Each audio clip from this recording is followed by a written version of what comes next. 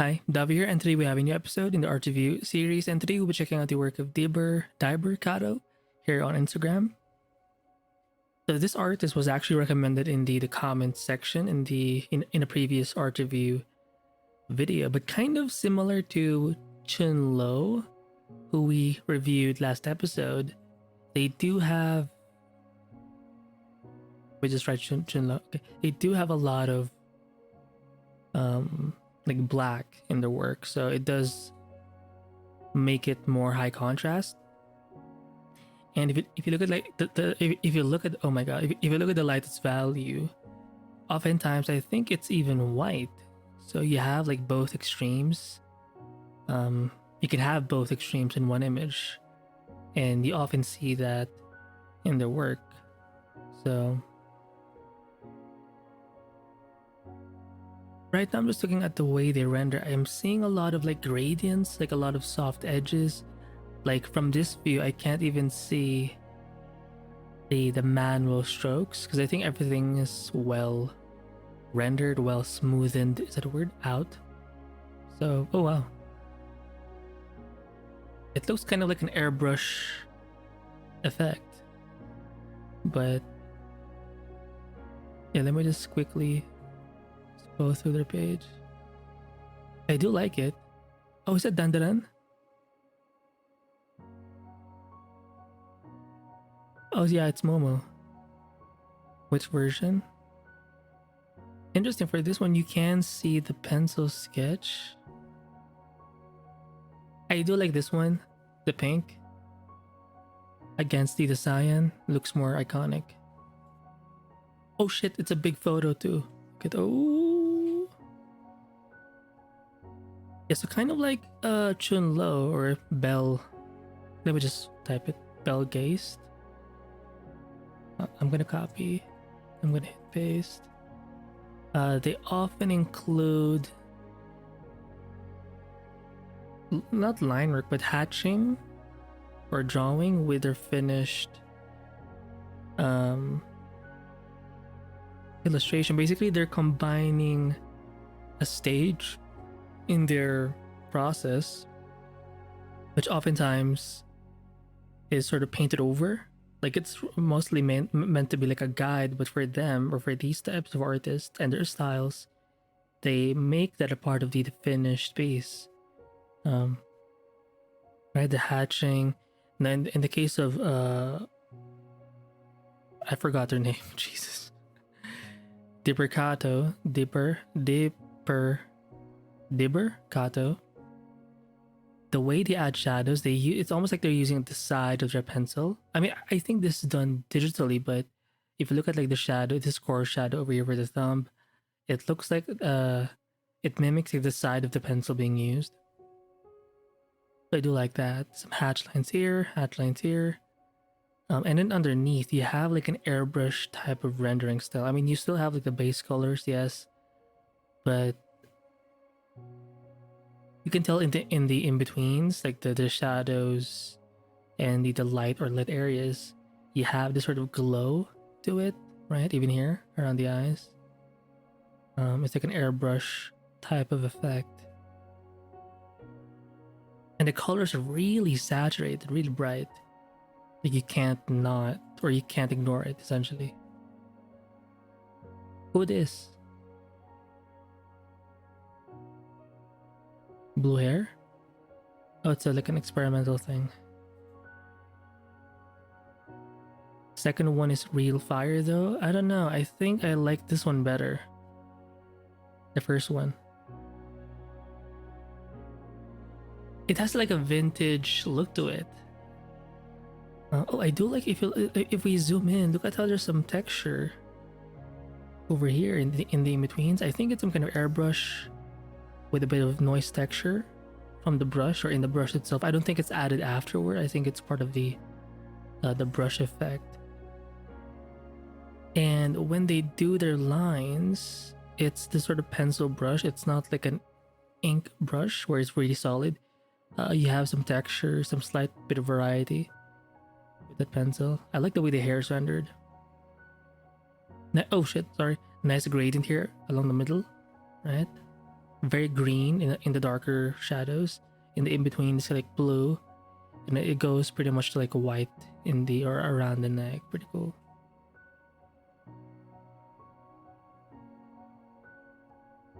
It's so eye-catching. Like each of these things could be like a print. Right? Oh, she's cool.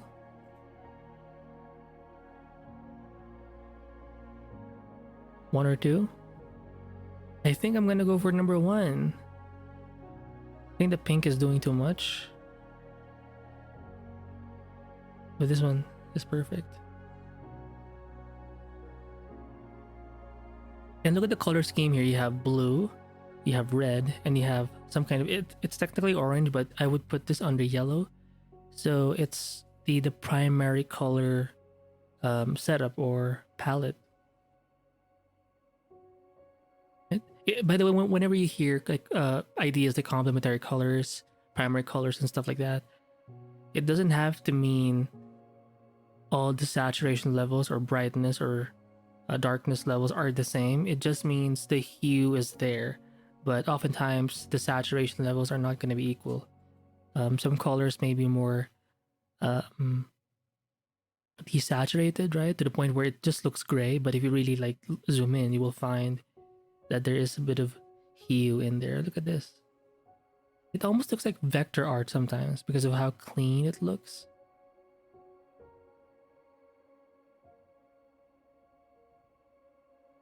But if you zoom in, it's definitely manually done.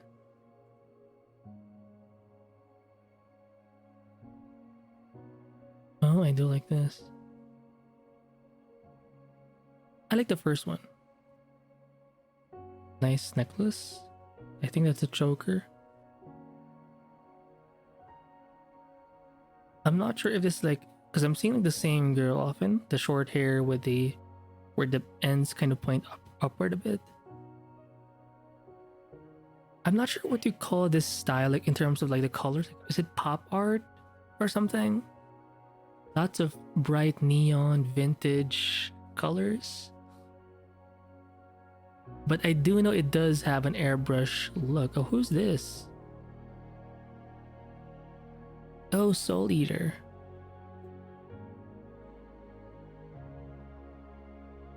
What the fuck? Oh, sorry, it was late. Right, interesting. Kinda late. Look at that edge with the noise. It looks really, really cool. It's kind of like graffiti sometimes. In the face, sometimes it looks anime. Sometimes it looks like typical Western, but the old school type, where you have proportionate face. Think Andrew Loomis types of faces, or artists like McGuinness, like those vintage people or artists. Like really proportionate faces. And again, look at how they're combining the colors here with the ink lines, but it's not really ink because I see some texture in the lines here. So it's almost like a pencil, but just very dark to the point where it's just black. You know what my guess is? Maybe they're using some graded maps to achieve this kind of look for some parts. Could be. Could be. Very interesting. I'm so lucky. I'm so lucky. Look at that. Oh, this one's pretty cool.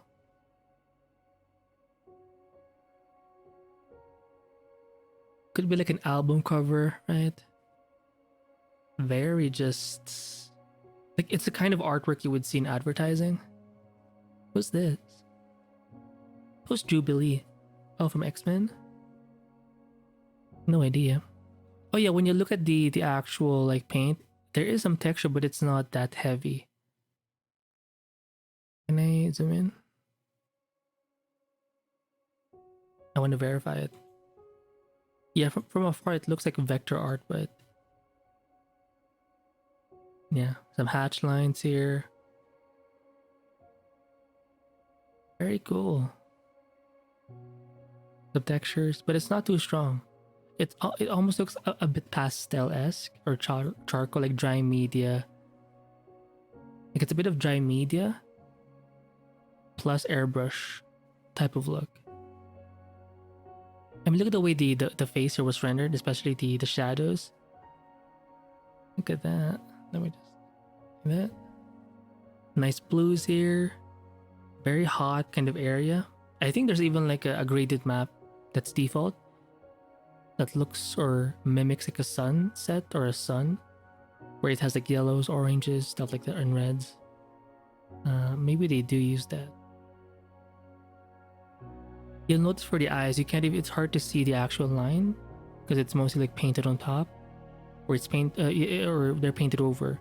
But in the edge of the face, you can still see the pencil, dark pencil lines. And yeah, there is some, if you focus on the glove here, there is some line weight variety. Like it's not all the same thickness. So in that way, it kind of makes things easier to read. Like you can follow along the form of the person, right? Very interesting. I would have never, I mean, this one just straight up looks like vector art, like done with like a lasso selection tool or something. Yeah, I think you miss. Sorry, I think you miss out when you don't zoom in, because I think that's where you really see their brushstrokes, which is so interesting because when you zoom out, it looks like a filter, right? But when you zoom in, it's like, oh shit, like someone actually drew this thing. I'm very impressed. I mean, look at these like marks here in the pants, or in these I think they're jeans or something. They have like a pastel chalk texture to them. Pretty cool. And adding these like lines in the edge of these like highlights for the belly. You don't have to do it, but I think adding that bit of line, it doesn't even have to be that thick. It kind of helps solidify. You can even see it here in the fingers, right? It can look cool. Look at that. Oh. A very bold artwork, but at the same time very clean. Sega? Oh yeah, see, pop art. Even they themselves classify it as like pop art. Oh, I'm getting better from a dengue fever. Oh shit. Good luck. That's the sickness that you get from mosquitoes, right? Thankfully, I'm here in the US, New Mexico. It's getting a little cold. I'm not a fan of summer, so but wintertime it does snow here, and the cool thing about it is you don't really get insects. Sadly for some states here, it's just like every day there's always like an insect. Disgusting. I'm so lucky. I mean, look at this. This one looks like a comic book kind of vibe. Like in its Jubilee. It's been a while since I make fan art. Pretty cool, not bad.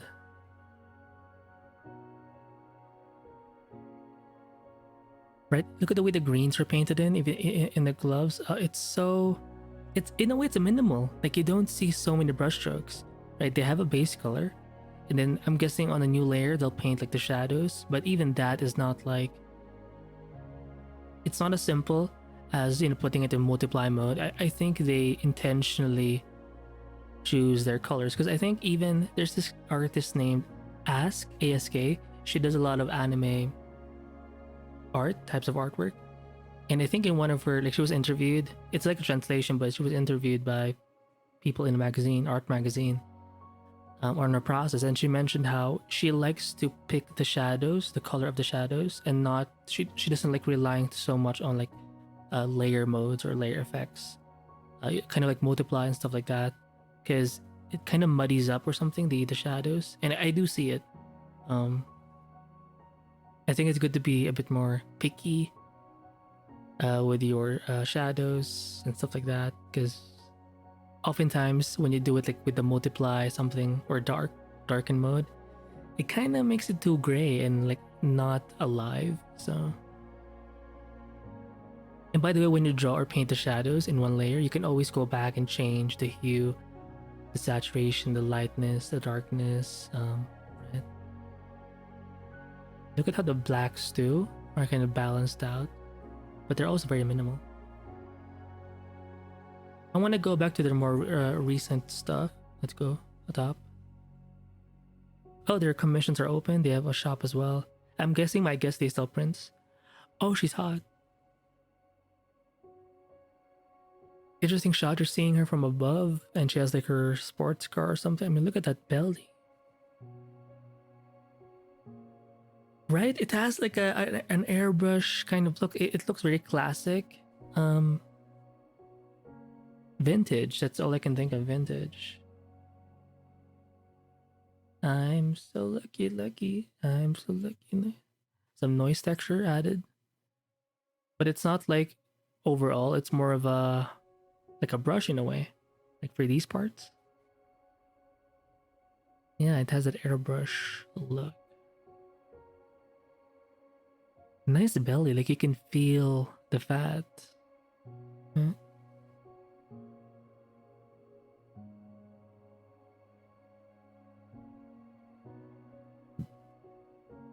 So this one looks like Lady Liberty. But they do this thing where the character is sort of repeated further back, but it has like less, or it's not as saturated. It's more monochromatic. Nice hands. Nice face. Or oh wow, look at that. I think it was stitched to their neck. A bit gruesome, but it could be like a political statement or or maybe there's some kind of narrative or story here. But nice belly. Oh, look at the hatching in those jeans. Perfect. Ooh, sexy. I'm so lucky. I'm so lucky. Go back. This one kind of reminds me of the maid from Black Lagoon, the Colombian chick. Mermaid, blue or red? I think blue is fine. The blue and white background. Oh, this one is kind of giving.